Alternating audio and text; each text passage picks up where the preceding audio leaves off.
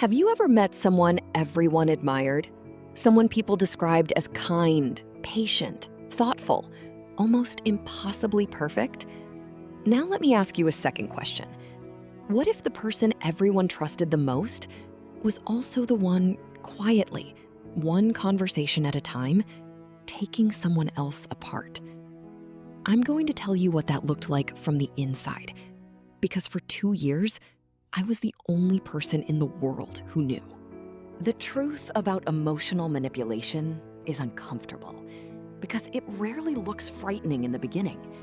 It doesn't arrive with shouting or broken furniture or obvious cruelty. It hides behind gentle smiles, thoughtful gestures, and words that sound caring enough to make you question your own instincts. That's why so many intelligent, capable, emotionally healthy people don't recognize it until years have passed. This story is fictional, but every moment in it is drawn from psychological patterns that thousands of survivors have described in strikingly similar ways. As you listen, don't wait for a dramatic warning sign. Watch the ordinary moments instead. The quiet conversations, the harmless jokes, the small compromises that seem too minor to matter. Because that's exactly where my story began. If you had met my husband, you would have liked him. I'm not exaggerating that. Everyone did. His name was Ethan Brooks.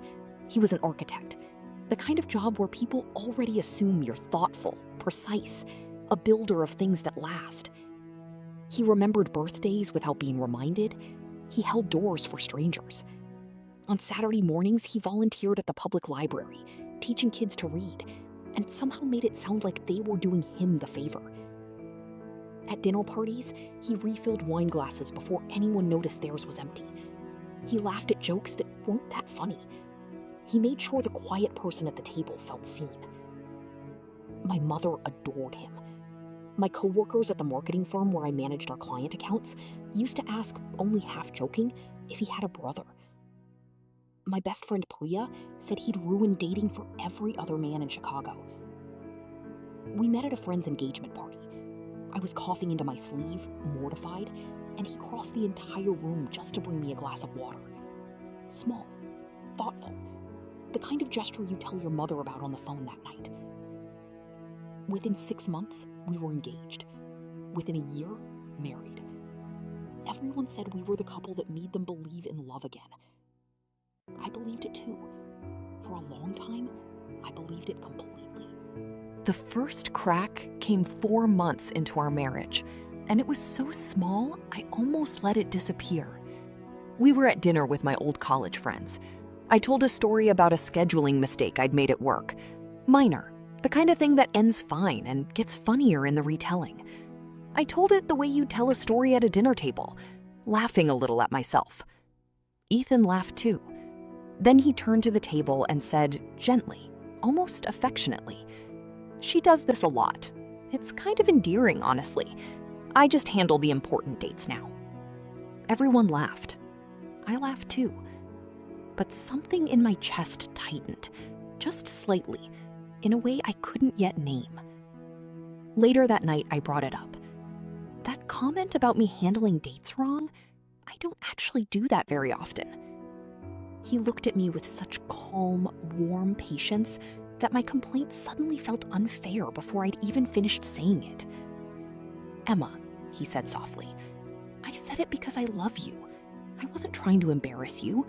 I'm sorry it came across that way. I'll be more careful." He hugged me. He meant it. I was sure he meant it. And somehow I was the one who ended up comforting him, telling him it was fine, that I was probably just tired. It became a pattern I wouldn't have a name for until much later. A small comment in public, a soft, reasonable apology in private.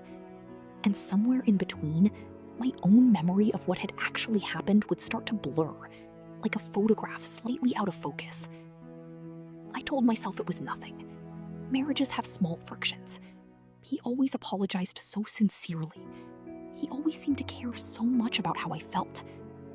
I didn't yet understand that caring about how you feel and controlling how you feel can look almost identical from the inside. By our second year, I understood that Ethan had two versions of himself, and I was the only person who ever saw both. In public, he was warm, generous, endlessly patient. At home, behind our own front door, something shifted. Not dramatically, not all at once, but the way a room grows cold before you think to check the thermostat.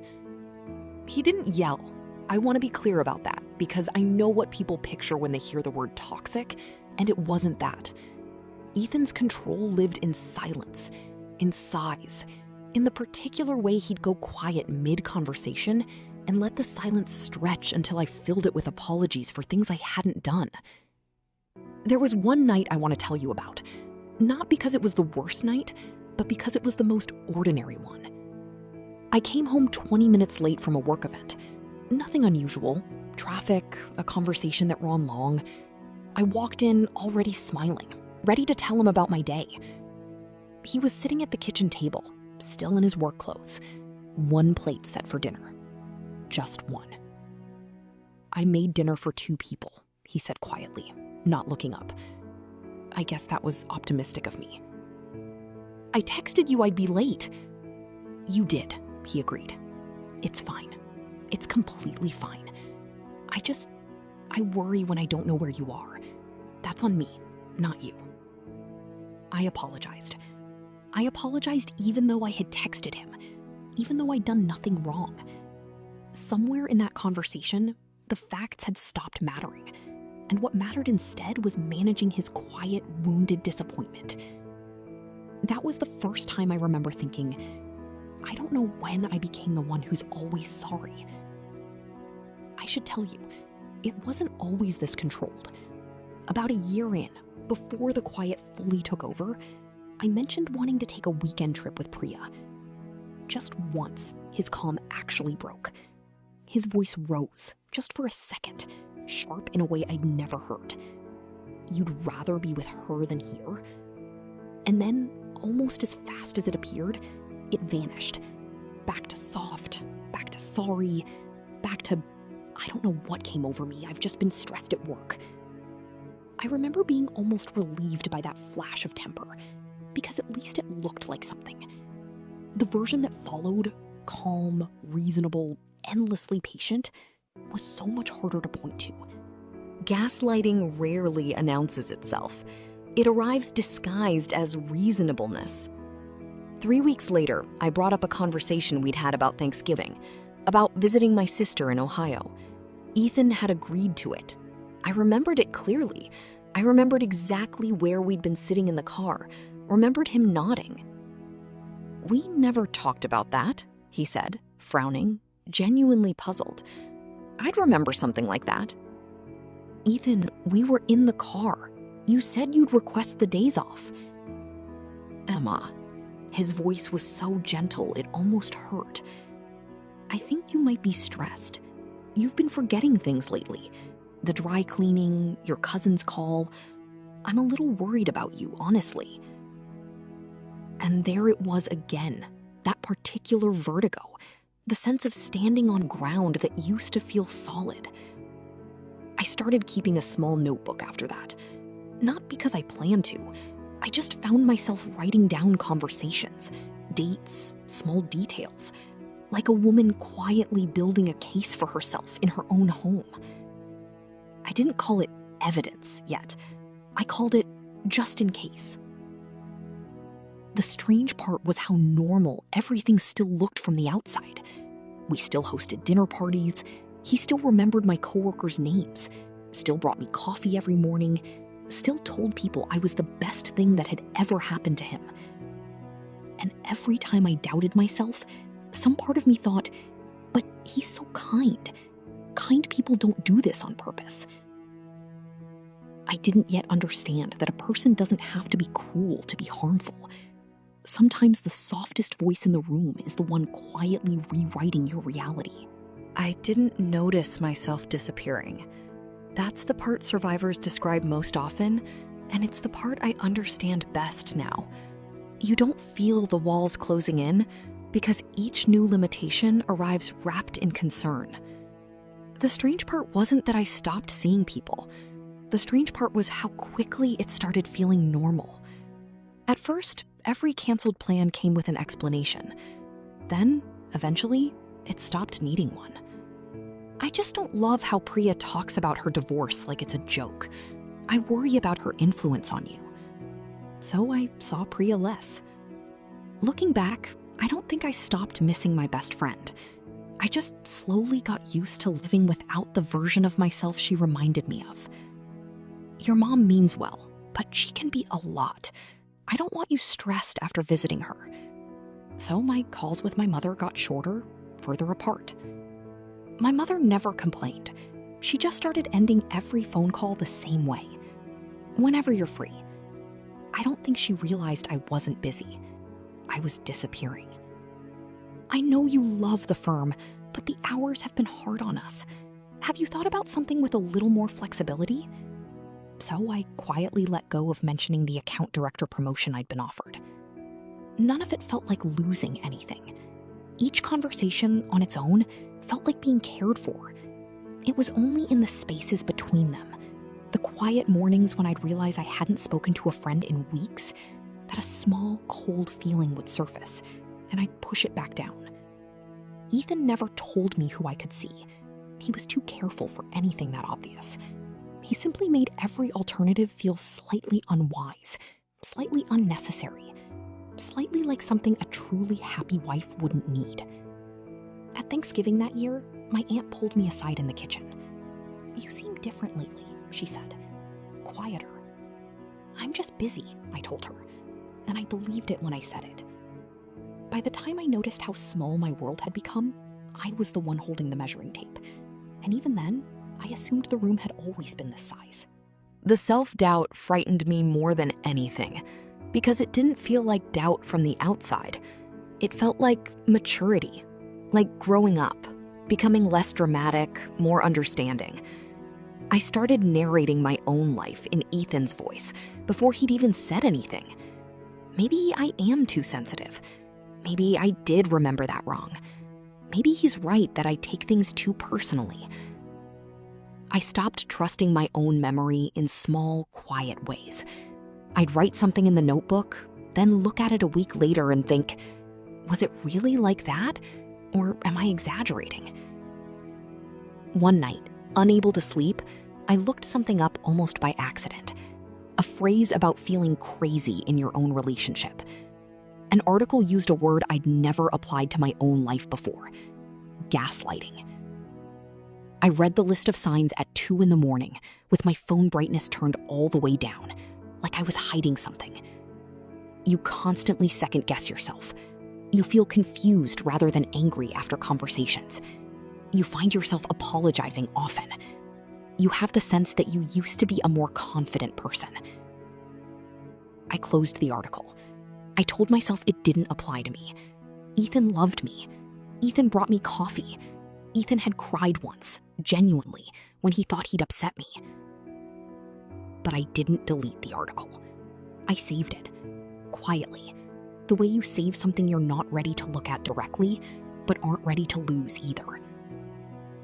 Somewhere underneath the doubt, a small, stubborn part of me had started paying attention. That part would turn out to matter more than I knew. The breaking point didn't look dramatic either. That's the part people rarely expect. It was a Tuesday. I mentioned in passing a work trip the following month. 3 days, a client conference in Austin I'd been asked to speak at. Small thing, career thing. Ethan went quiet in that particular way. Then he said, "I really don't think this is a good time. Things have felt distant between us lately, and I need you here." Things have felt distant, Ethan, because I've barely seen my own friends in a year. I don't know what made that sentence come out of me that night instead of any other night. Maybe I was tired in a different way than usual. Maybe the notebook, sitting in my desk drawer with a year of small entries, had finally reached some quiet, critical mass. His face changed, not to anger, but to something more wounded, more theatrical than I'd seen from him before. "Wow," he said softly. "I didn't realize you resented me this much." And for the first time, instead of rushing to comfort him, I sat with the silence. Later that week, I called Priya. Really called her. Not a rushed 5-minute check-in. I told her about the notebook. I read her 3 entries. There was a long pause on the line.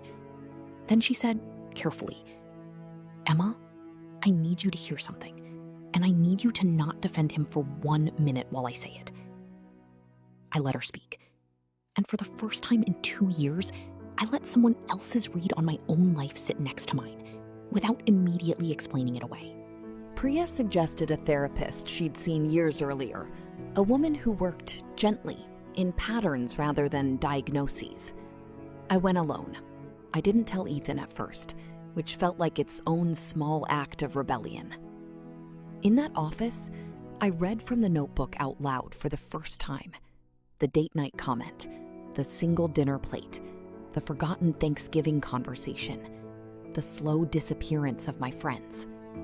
Said aloud, in sequence, in a stranger's quiet office, they sounded different than they had in isolation. The therapist didn't tell me my marriage was over.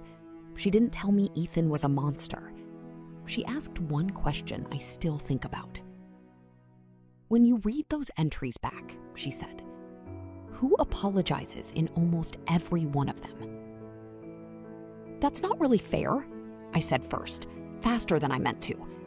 "He loves me. He's not trying to hurt me." And then I heard myself say it, heard how it sounded out loud, and something in me went quiet. I sat with the question a little longer. "Me," I finally said. "It's always me." She nodded slowly. "That's worth paying attention to. Not because he's necessarily a villain in some story, but a pattern where one person consistently ends up smaller and the other person consistently ends up comforted. That pattern matters, regardless of anyone's intentions." I went home that night and said nothing to Ethan. But something had shifted, quietly and permanently, the way a key turns almost silently in a lock. I started reading my notebook not as evidence against myself, but as evidence of a shape I could finally see. Leaving wasn't a single dramatic scene. It was calling Priya every week again, on purpose. It was telling my mother the truth about the intense conversations. It was going back to therapy, then going again, until it wasn't rebellion anymore. It was just part of my life. When I finally told Ethan I wanted a separation, he cried, genuinely, in his own way. He asked what he'd done wrong. He said he thought we were happy. In a strange way, I believe he meant that too. Looking back, I don't know whether Ethan ever saw himself as controlling. Maybe he genuinely believed he was protecting us. Maybe every compromise I made simply felt reasonable to him. I don't know. What I do know is that intentions don't erase impact. I didn't owe him an itemized list of every moment. I simply said, "I need to find out who I am outside of managing how you feel." He didn't understand. I'm not sure he ever fully will. But for the first time in years, his understanding wasn't the thing I needed most. The hardest part wasn't the arguments or even the sadness. It was learning to trust my own memory again, to write something down and believe it without needing a second opinion to make it real. It's been 18 months now. I still see Priya every week. My mother and I talk more than we have in years.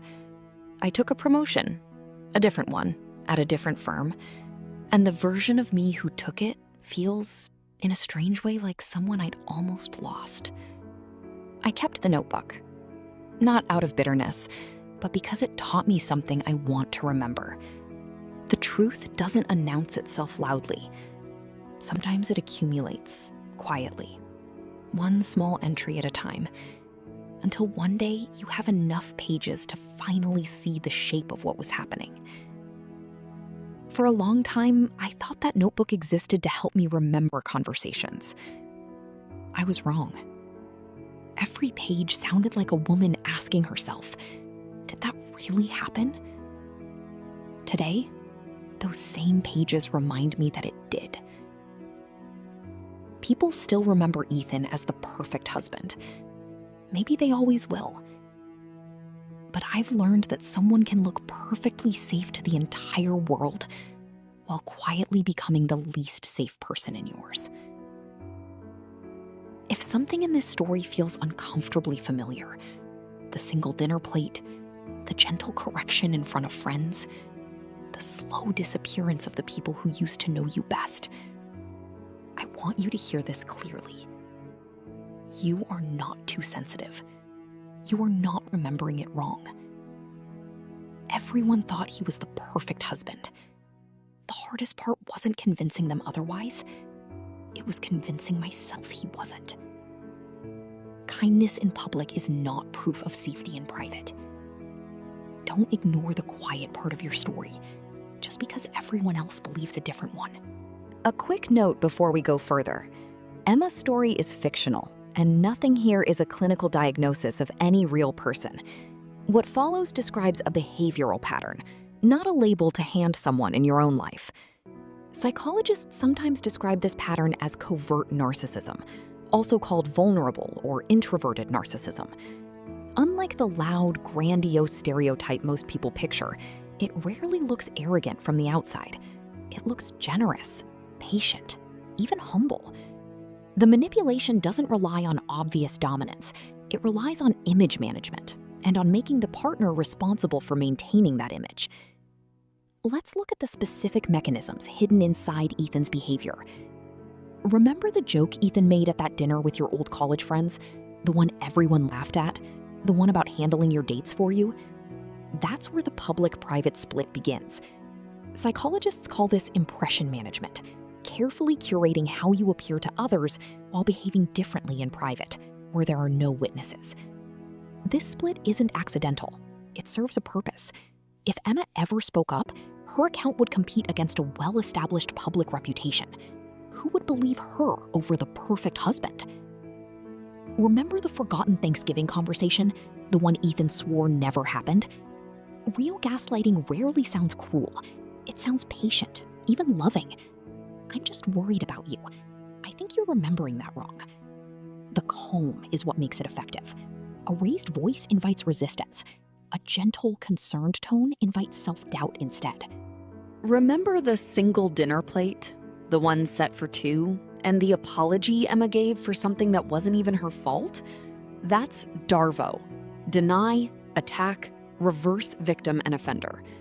Notice how in nearly every conflict, Ethan ends up comforted, while Emma ends up apologizing. When she raises a legitimate concern, the conversation quietly reverses, and she becomes the one managing his hurt feelings. It's an extremely common and extremely effective manipulation pattern.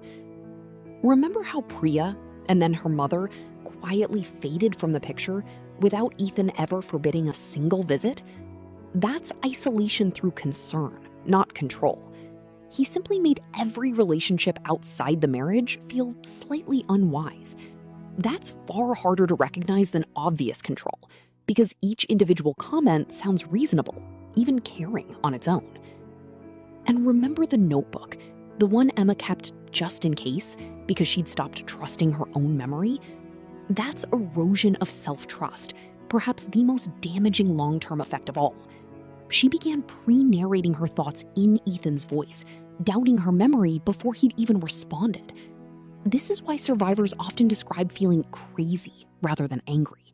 The pattern targets the very instrument, memory, perception, self-trust, a person would normally use to recognize it in the first place.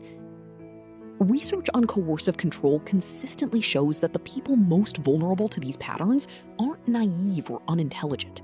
Often, they're especially empathetic, especially willing to extend the benefit of the doubt, especially good at seeing the best in people. Those are strengths in most relationships. In the wrong one, they can be exploited. If any part of this felt familiar, here are a few grounded, practical things worth remembering. Write things down. Emma's notebook wasn't dramatic or paranoid. It was a record that existed outside her own shifting perception. If you're ever unsure whether you're remembering wrong, a simple written note can become an anchor. Notice who apologizes.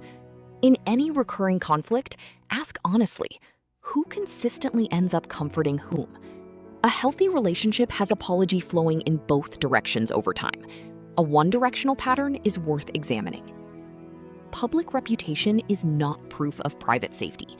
Kindness to strangers, generosity at dinner parties, none of it guarantees how someone behaves behind a closed door. The two can coexist. Isolation rarely looks like isolation. It usually looks like concern.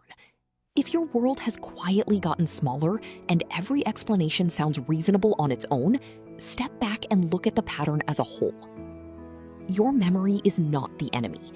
If you frequently feel confused or unsure of what actually happened after conversations with the same person, that confusion is itself meaningful, not a flaw to apologize for.